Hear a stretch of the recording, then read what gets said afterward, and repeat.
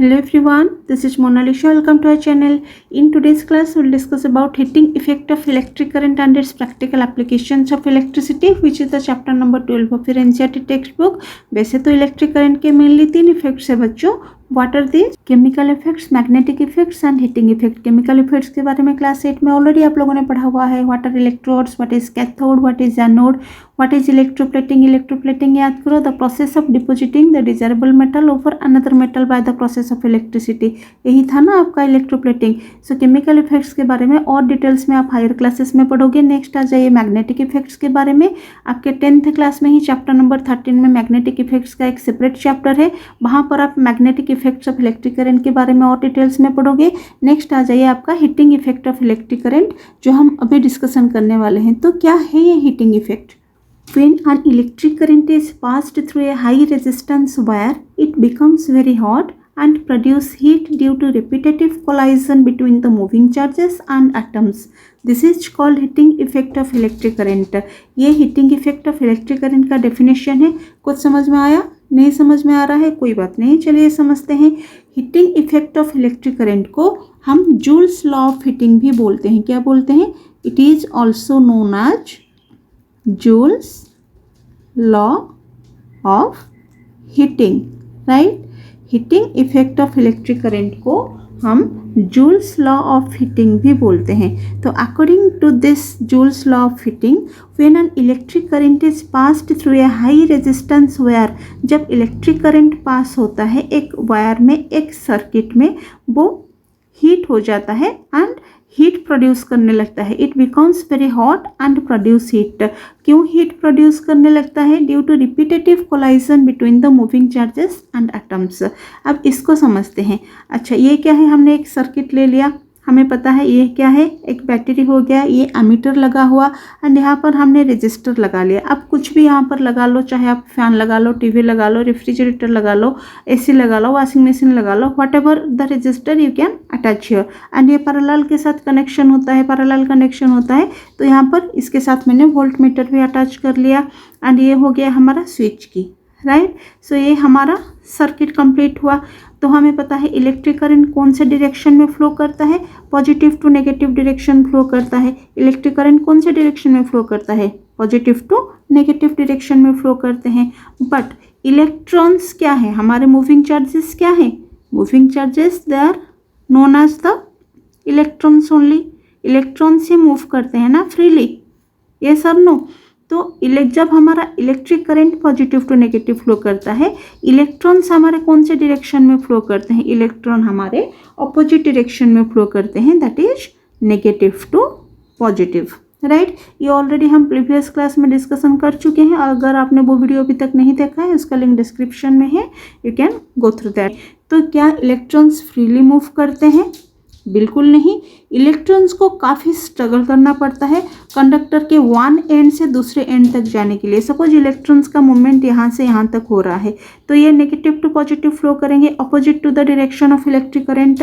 तो इसको यहाँ से यहाँ तक का डिस्टेंस और यहाँ से यहाँ ये पॉइंट से अनदर पॉइंट का डिस्टेंस कवर करने के लिए कंडक्टर में काफ़ी स्ट्रगल करना पड़ता है. हमें पता है each and everything made up of क्या है? एटम से ही बना हुआ है. Each and everything made up of atoms. तो कंडक्टर्स के अंदर भी तो एटम्स होंगे जी मैम, बिल्कुल होंगे. तो जब इलेक्ट्रॉन्स, इसको मैं थोड़ा जूम करके अगर दिखा दूं, तो ये हो गया हमारा कंडक्टर्स. एंड कंडक्टर्स के बिटवीन क्या है? एटम्स भरे हुए होते हैं एंड हमें पता है एटम्स का साइज बड़ा होता है. तो जब इलेक्ट्रॉन्स हमारे मूव करते हैं कंडक्टर के अंदर, तो इनका कोलाइजन होता है. किनके साथ होता है?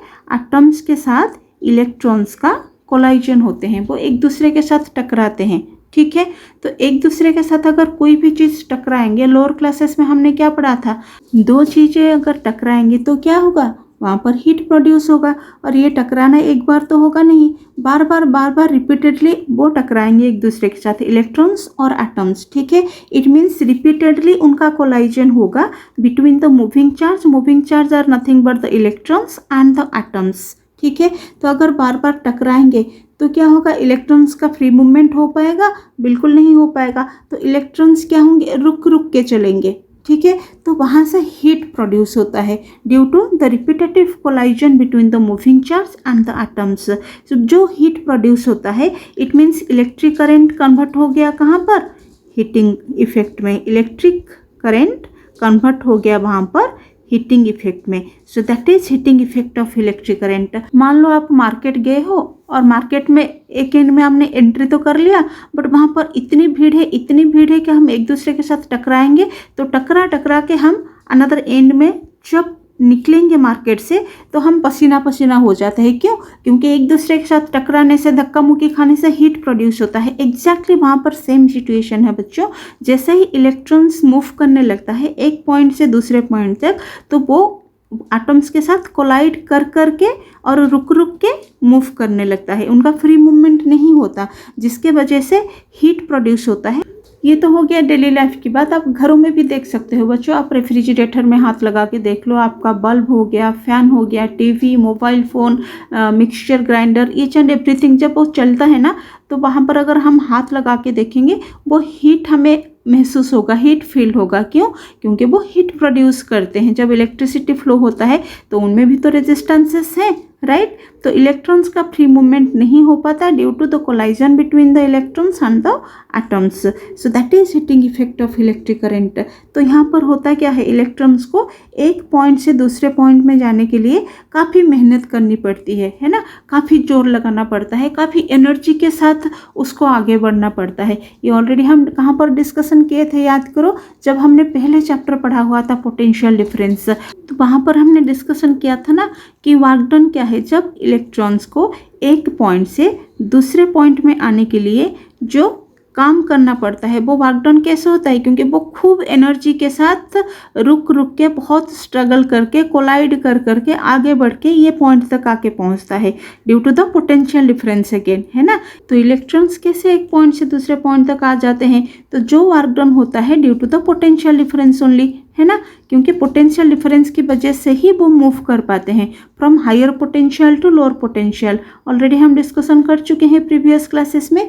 तो यहाँ पर हमने वर्क डन के बारे में पढ़ा था। तो वर्क डन तो हो ही रहा है, हमें पता है वर्क डन क्या है, फोर्स इनटू डिस्प्लेसमेंट। तो हमारे यहाँ पर इलेक्ट्रॉन्स फोर्स भी लगा रहे हैं, अपना एनर्जी भी लगा रहे हैं डिस्प्लेस होने के लिए, तो वर्क डन तो हुआ, है ना। तो वो जो वर्क डन होता है वो किसके वजह से होता है, simply due to the potential difference between the two points, है ना, higher potential to lower potential, तभी जाके इलेक्ट्रिक चार्ज मूव कर पाएंगे। अदरवाइज अगर सेम लेवल के पोटेंशियल डिफरेंस हो वहाँ पर चार्ज मूव नहीं कर पाते हैं। ऑलरेडी हम प्रीवियस क्लास में डिस्कशन कर चुके हैं। अगेन मैं बता दूं, अगर आपने वो वीडियो पोटेंशियल डिफरेंस का अभी तक नहीं देखा है, उसका लिंक डिस्क्रिप्शन में है, you can check from there. तो जब चार्जेस मूव करते हैं from one point to another point, तब वर्क डन भी होता है एज वेल एज वहाँ पोटेंशियल डिफरेंस भी क्रिएट होता है, क्योंकि बिना पोटेंशियल डिफरेंस के, पोटेंशियल डिफरेंस क्या है, higher potential difference to lower potential difference, है ना। तो बिना higher and lower potential difference के चार्ज तो मूव होगा नहीं, राइट। तो ये इसको हम बोलते थे पोटेंशियल डिफरेंस, जो ऑलरेडी हम प्रीवियस क्लास में पढ़ चुके हैं। तो हमने क्या पढ़ा हुआ था, पोटेंशियल डिफरेंस का फॉर्मूला क्या था, V is equal to W/Q। अच्छा, यहाँ पर V क्या है, ये हो गया हमारा पोटेंशियल डिफरेंस, एंड W क्या है, that is the work done. Potential difference की वजह से कुछ वर्क डन तो होता ही है, एंड Q क्या है, that is quantity of charge moved. ये ऑलरेडी हम पढ़ चुके हैं, right. V is equal to W/Q, that is potential difference is equal to work done by quantity of charge moved. So यहाँ पर मैं W को क्या लिख सकती हूँ, V इंटू Q इजिली हो जाएगा। अगर मैं यहाँ पर क्रॉस मल्टीप्लाई कर लूँ तो हमारा वर्क डन हो जाएगा potential difference into quantity of charge moved. तो मैं इसको इक्वेशन नंबर 1 दे देती हूँ, right. Again W is equal to V की जगह V को मैं यहाँ पर रहने देती हूँ। अच्छा, Q याद करो, हमने Q कहाँ पर पढ़ा हुआ था, फर्स्ट हमने Q कहाँ पर पढ़ा हुआ था, जब हम करंट पढ़ रहे थे, राइट। तो करंट का याद करो, I इज इक्वल टू, उसका फॉर्मूला क्या है, Q/T। अब Q क्या है, अगेन चार्ज अपन में टाइम, करंट क्या है, चार्ज अपन में टाइम, एंड I क्या है, दैट इज करंट। ये भी ऑलरेडी हम प्रीवियस क्लासेस में डिस्कशन कर चुके हैं।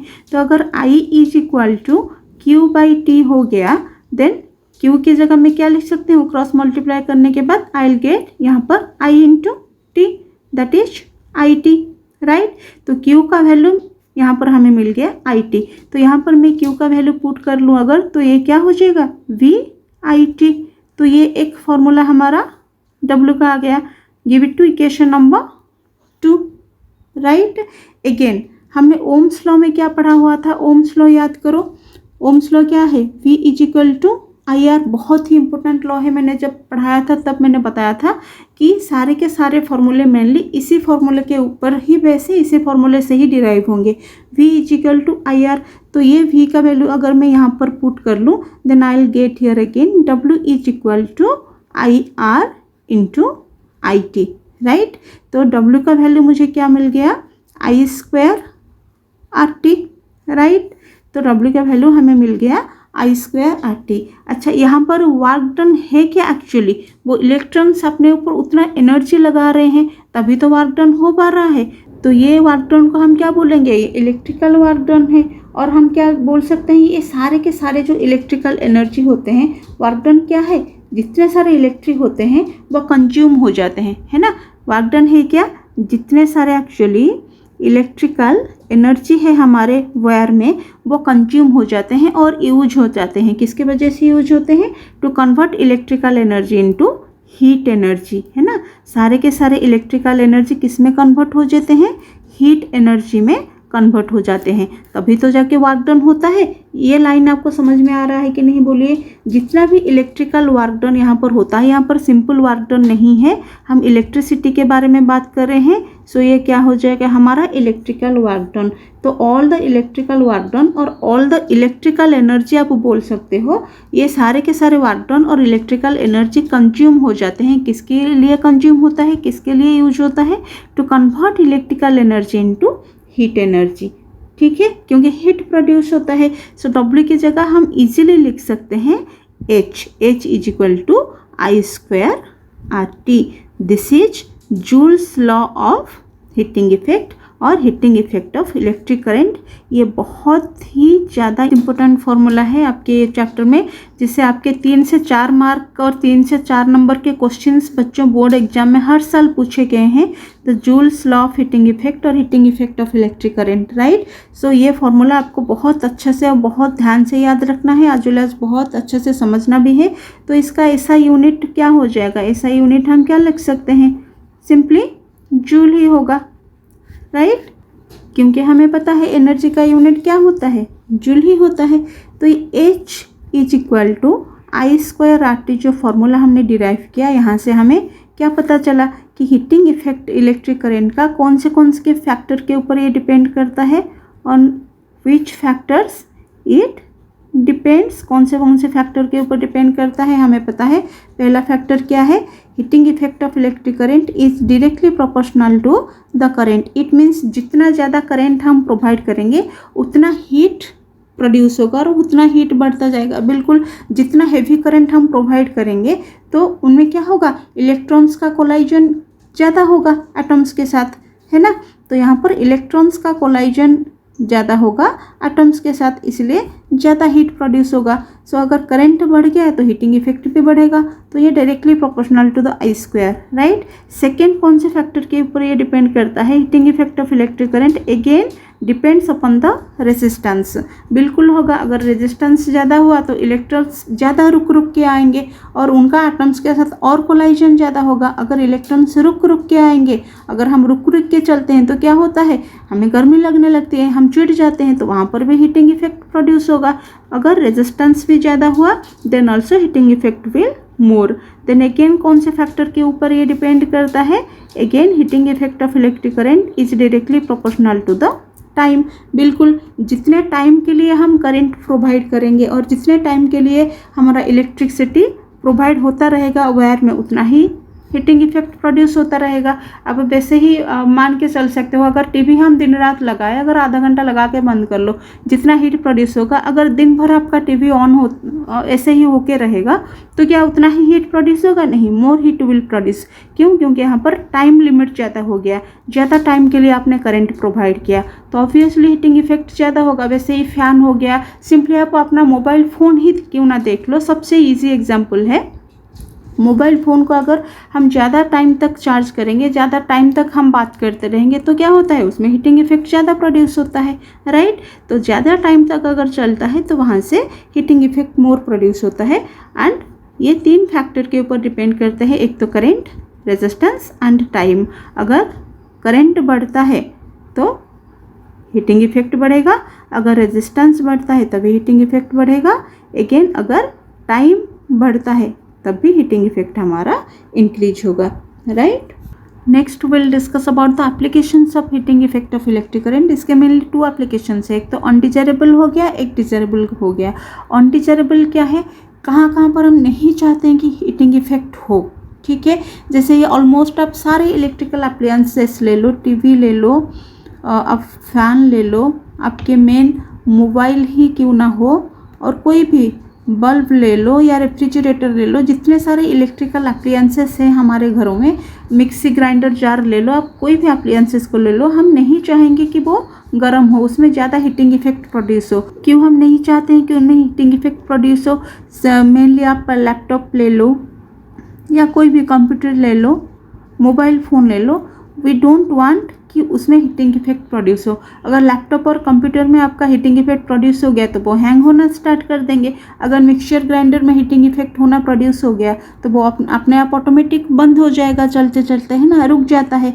वैसे ही अगर टीवी, फैन, मोबाइल, बल्ब, इसमें सारे ज़्यादा हीटिंग इफेक्ट प्रोड्यूस हो तो उनमें डिफेक्ट्स आने स्टार्ट हो जाएंगे। So these are the undesirable conditions of heating effect. हम नहीं चाहते हैं कि ये जितने सारे एप्लीकेशंस हैं, हमारे अप्लायंसेस हैं, हमारे डोमेस्टिक अप्लायंसेस और घरों में जो हम लोग यूज करते हैं, वी डोंट वांट कि उनमें हीटिंग इफेक्ट प्रोड्यूस हो। वैसे ही अगर हमारे मोबाइल में हीटिंग इफेक्ट ज़्यादा प्रोड्यूस हो गया तो वो हैंग तो होगा ही, क्या हम बात कर पाएंगे, बहुत गर्म हो जाएगा, राइट। डिजायरेबल कंडीशंस क्या क्या है? Electric iron, toaster, heater, geyser, hair dryer, ये सब में हम चाहते हैं कि इलेक्ट्रिक करंट अपना हीटिंग इफेक्ट प्रोड्यूस करे, तभी जाके हम यहाँ पर कुछ काम कर पाएंगे। जैसे इलेक्ट्रिक आयरन हो गया, अगर वहाँ पर हीटिंग इफेक्ट प्रोड्यूस ना हो तो हम क्लॉथ्स को कैसे प्रेस करेंगे?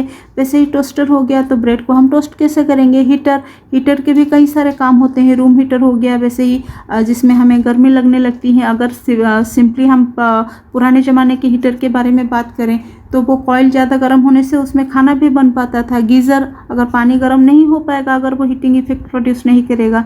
वैसे ही हेयर ड्रायर में भी हीटिंग इफेक्ट बिल्कुल होना चाहिए।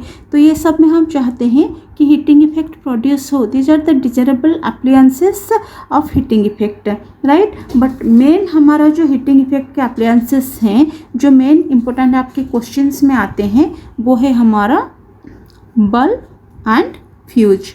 बट जो मेन प्रैक्टिकल एप्लीकेशन है हीटिंग इफेक्ट के, वो हो गए हमारे इलेक्ट्रिक बल्ब एंड फ्यूज। ये बहुत ही ज़्यादा इंपॉर्टेंट एप्लीकेशन है बच्चों, इससे क्वेश्चंस पूछे जाते हैं आपके बोर्ड एग्जाम में। तो हमें पता है जैसे कि बल्ब हो गया, तो बल्ब कैसे ग्लो करने लगता है, हमें पता है बल्ब किसके लिए यूज होता है, फॉर प्रोड्यूसिंग लाइट। तो बल्ब के अंदर ये जो काफ़ी पतला सा एक हाई रेजिस्टेंस टंगस्टन फिलामेंट लगा होता है। कौन सा फिलामेंट लगा होता है? टंगस्टन फिलामेंट लगा होता है ना। तो जब इलेक्ट्रिक करंट पास होता है बच्चों, फिलामेंट के थ्रू जब इलेक्ट्रिक करंट पास होता है तो फिलामेंट बहुत ज़्यादा गर्म हो जाता है and becomes white hot. Hot तो हो जाता है बट कौन से कलर में हॉट होता है? ये वाइट कलर में हॉट हो जाता है एंड लाइट छोड़ना शुरू कर देता है। सो इसी के वजह से ही बल्ब ग्लो करने लगता है। तो आप यहाँ पर एक क्वेश्चन पूछोगे, मैम अगर ये इतना ही गर्म हो जाता है तो ये मेल्ट क्यों नहीं हो जाता, ये टंगस्टन और ये उसका फिलामेंट मेल्ट क्यों नहीं हो जाता है? ये इसीलिए मेल्ट नहीं होता है बच्चों क्योंकि ये जो टंगस्टन है ये एक मेटल है। टंगस्टन क्या है? एक मेटल है जिसका हाई रेजिस्टेंस होता है। उसका रेजिस्टेंस क्या है? बहुत हाई है, हाई रेजिस्टेंस। एंड उसका जो मेल्टिंग पॉइंट होता है वो भी बहुत हाई है, अबाउट आप बोल सकते हो 3380 डिग्री सेल्सियस। इतना सेल्सियस होने के बाद जाके ये मेल्ट करना स्टार्ट करेगा due to the high resistance of this tungsten filament. तो जितना ही वो गर्म हो जाए वो वाइट होके ग्लो करने लगता है but it does not melt, इसीलिए बल्ब में ये टंगस्टन फिलामेंट दिया जाता है, राइट। ये हो गया उसका प्रैक्टिकल एप्लीकेशंस एक हीटिंग इफेक्ट का। लेकिन ये फ्यूज हीटिंग इफेक्ट के अनदर यूज है बच्चों, जो यूज होता है for protecting house hold wiring and electrical appliances. जो हमारे घरों में जो वायरिंग होता है एंड जो इलेक्ट्रिकल अप्लायंसेस भी हम यूज करते हैं, वट एवर, चाहे TV, fan, bulb, laptop, computer, refrigerator, what ever the electrical appliances, तो ये उनको प्रोटेक्ट कर लेता है एज वेल एज हमारे घर के वायरिंग को भी प्रोटेक्ट करता है। अब ये होता कैसे है, अब ये फ्यूज होता क्या है। So fuse is a short length thin tin plated copper wire. Copper wire में टिन को प्लेट किया जाता है which melting point is very low. उसका मेल्टिंग पॉइंट बहुत लो होता है बट रेजिस्टेंस हाई होता है, higher than the electric wire in the house. ये बहुत ज़्यादा हाई नहीं रहता है बट जो भी इलेक्ट्रिक वायर हमारे हाउस में यूज किया जाता है उसे ये हाई रेजिस्टेंसेस के होते हैं। Keep it in your mind, high resistance इसका नॉर्मल वायर से ही होता है जो हमारे घरों में यूज होता है इलेक्ट्रिक वायर से, ठीक है। So this fuse is used for protecting house hold wiring and electrical appliances. तो फ्यूज को हमारे house hold wiring and electrical appliances को प्रोटेक्ट करने के लिए यूज किया जाता है। बट ये फ्यूज काम कैसे करता है चलिए देखते हैं। तो सपोज ये हमारा सर्किट हो गया एंड इसके साथ हमारा टीवी हो गया, फ्रिज हो गया, सब कनेक्टेड है, राइट। पैरेलल के साथ कनेक्शन होता है एंड यहाँ पर हमने फ्यूज वायर लगा रखा है, यहाँ पर हमने फ्यूज वायर लगा रखा है, ये हो गया हमारा फ्यूज वायर। तो होता क्या है हमें पता है बच्चों, कभी कभी करंट बहुत इंक्रीज हो जाता है और हाई हो जाता है, ठीक है, और राइज हो जाता है तो इलेक्ट्रिक सर्किट में हमारे हाउस होल्ड्स में, राइट। तो जैसे ही करंट बहुत ज़्यादा बढ़ जाएगा तो ये हमारा फ्यूज वायर जो है, जो लगा हुआ है हमारे हाउस होल्ड वायरिंग के साथ, ये बहुत ज़्यादा हीट हो जाएगा, टू हॉट। जब ये बहुत ज़्यादा गर्म हो जाए तो इमीडिएटली ये क्या करेगा, मेल्ट हो जाएगा। अगर ये मेल्ट हो गया तो होगा क्या, ये पूरा का पूरा सर्किट को ब्रेक कर देगा और इलेक्ट्रिक करंट यहाँ से पास नहीं हो पाएंगे। अगर यहाँ पर ये ब्रेक कर दिया इलेक्ट्रिक करंट को तो क्या होगा, हमारे अप्लायंसेस नहीं बच जाएंगे। ये टीवी हमारा बच गया, रेफ्रिजरेटर बच गया और कई सारे अप्लायंसेस हमारे घरों में लगे हुए हैं तो वो डैमेज होने से बच जाएंगे। एज वेल एज हमारे घर में भी क्या होगा कि ये प्रिवेंट करेगा fire in the houses, short circuit भी हो सकता है, राइट। अगर ये मेल्ट होके ब्रेक हो जाएगा तो वो यहाँ पर क्या हो जाएगा, पूरा का पूरा करंट स्टॉप्स फ्लोइंग। तो अगर ये मेल्ट हो गया, ये पूरे के पूरे करंट को क्या करेगा, फ्लो करना बंद कर देगा। क्या होगा, current stops flowing. So due to this, एक तो हमारे पहला फ़ायदा हमारा क्या हो गया, this prevents the fire in the houses.